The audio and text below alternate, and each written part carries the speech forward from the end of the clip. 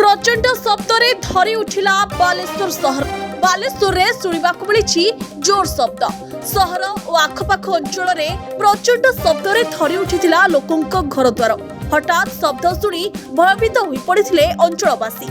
तेबे अपराह्न ठीक 3:34 रे सुबिथिला प्रचंड शब्द। शब्द शुणी लोके अतर्कित छानिया होई पड़ी घर बाहर को पळै आसिथिले।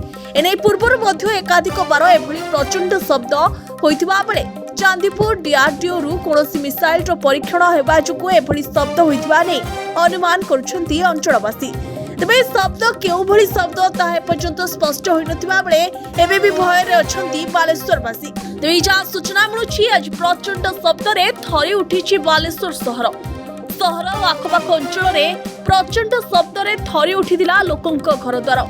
किछि समय पई डरी जाइथिले लोके। हठात शब्द शुणी भयभीत होई पड़िथिले सेठाकर अंचलवासी।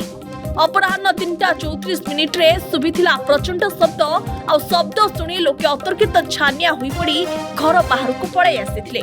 एनै पूर्वर मध्य एकाधिक बार एपरि शब्द शुणिथिबा बेले एहा चांदीपुर डीआरडीओ रु कोनोसी मिसाइल रो परीक्षण जोगु शब्द होइथिबा नै अनुमान करुछन्ती अंचलवासी।